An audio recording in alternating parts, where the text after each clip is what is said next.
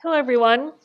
So I am making this video for you guys to show you how to set up your Photoshop and Illustrator files for using the laser cutter to make woodblock prints.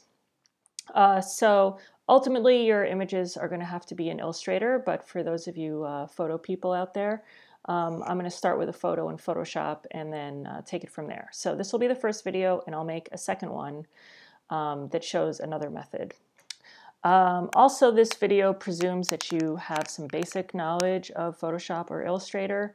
So if you get confused, that's what I'm here for in class. So make sure to ask me questions if you have them. Anyways, to get started, so I'm starting with this image, and this is exactly how I took the picture. So to start adjusting it so that it's ready for the laser, the first thing I'm going to do, if you remember from your lino cuts, is to flip it. So especially important if you have text. So the first thing I'm going to do is go to Image, Image Rotation, and then flip Canvas Horizontal. So good. Now it's flipped. I don't need to think about it anymore.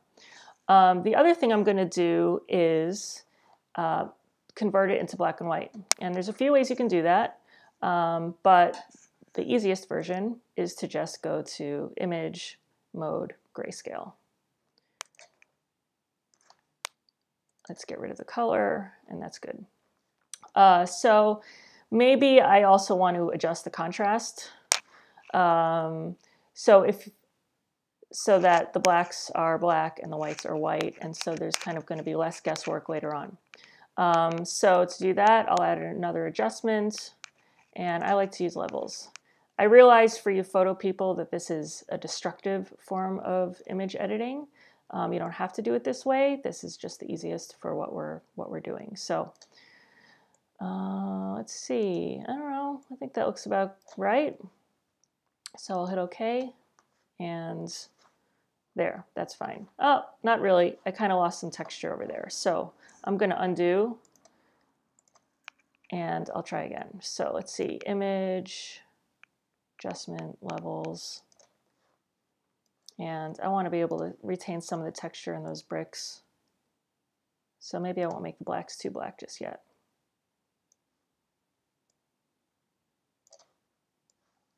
All right, I think that's fine for now.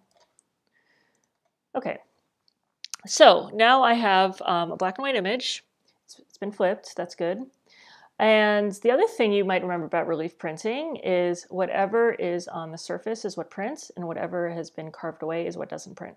So the way the laser works is anything that's black is going to get etched away, and anything that's white is going to be left untouched. So if I were to send an image straight like this to the laser cutter, the only thing that would pick up ink would be these highlights, these whites, and I would miss some of the darker areas. So to make it print a little bit closer to what the image looks like, I am going to invert it. So the way to do that is Image, Adjustments, Invert, or Command I. So there we go. So I'm going to use that as a starting point for my Illustrator document, and I'm going to save it. Save as. I'll save it to the desktop. Doesn't matter. Okay. Oh, the other thing I'm going to do is I'm going to make sure that it's the size that I want it to actually print in. So let's check the size. So I'll go to Image, Image Size, and it's 6 by 8 inches. Resolution doesn't matter at this point. So actually that's the size I want, but maybe I want it to be something else. Just make sure that when you adjust the document size that the height and width are locked. So, but I'm going to stick to the original, so 6 by 8. Okay, so goodbye Photoshop, that's the end of Photoshop. So let's close that. And I already have everything set up in Illustrator, so I'll show you how I went about doing that. Okay, so here are my layers. I'm just going to show you one by one what's going on. So this is my original image. So I opened that image up in Illustrator, and I started to make new layers. One layer, I'll show you this one, right? One layer I traced with a blue line, and I'll show you those blue lines. I traced, you see that back house right there, that back building. Ignore the white for now. The front house, I traced that, and plants is what I called it, but there's also a telephone pole. So I traced all those with a blue stroke, and let's turn them all on. Okay, so I traced them all with a blue stroke, and anything that I don't want to etch, I filled with white. Anything that I do want to etch, I filled with black. Let me zoom in a little bit.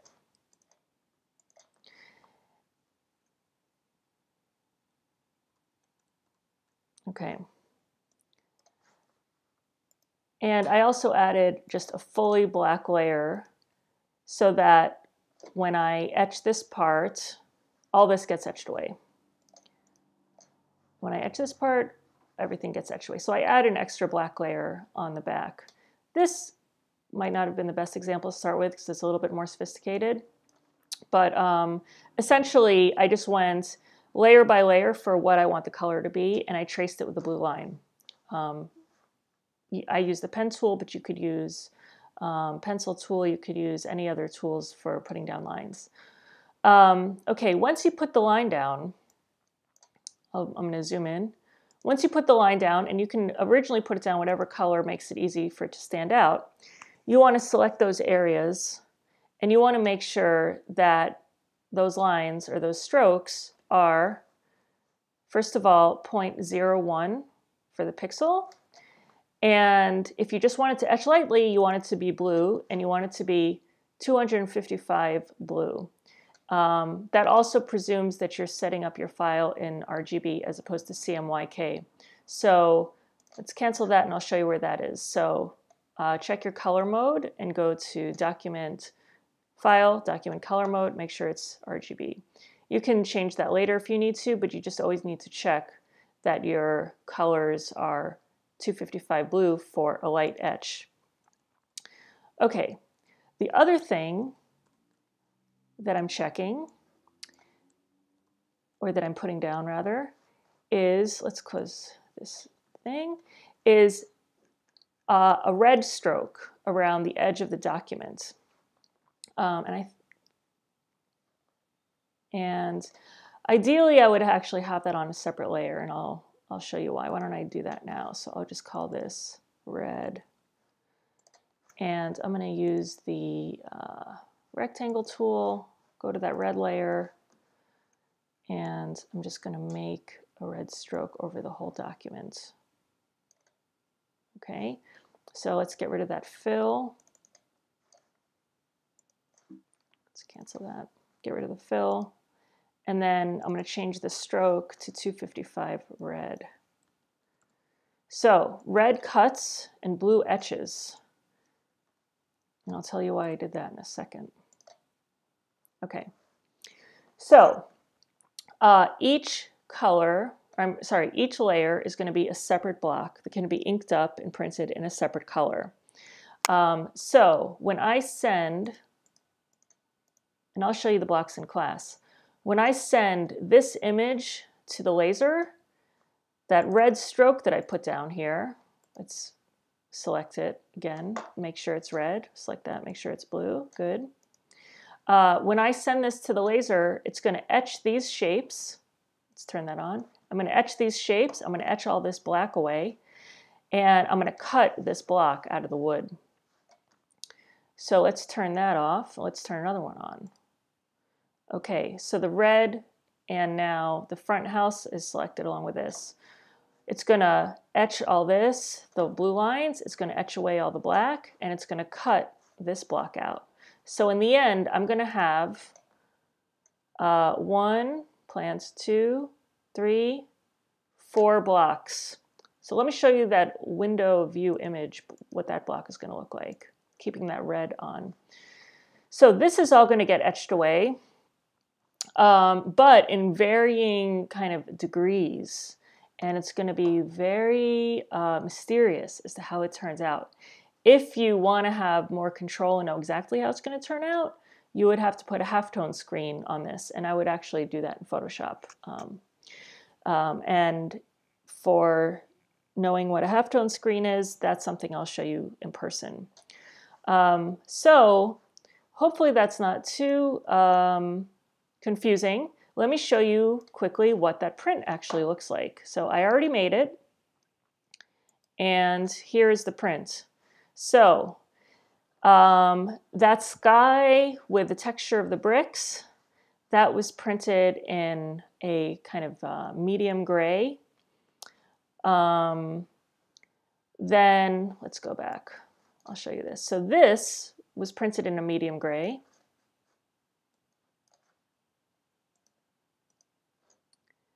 This was printed in I'm sorry, the first one was printed in the light gray. It might have even been white, if I remember. This was printed in a dark gray.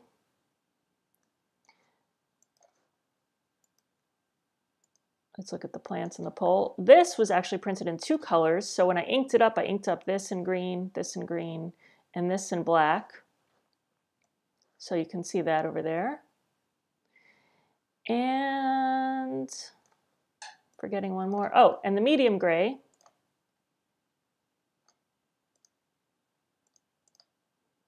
was printed in this, from this block. So there's that medium gray right here. You'll see that I kind of made a mistake, which in the end I actually kind of liked. You see, I forgot to trace this end of the building. So this is what you can see from that first photographic kind of layer. Hopefully it's not this didn't go too quickly. I'll show you more in class, but I wanted to give you a basic overview. And make sure to watch the next video for another method of making multicolor blocks for the laser cutter.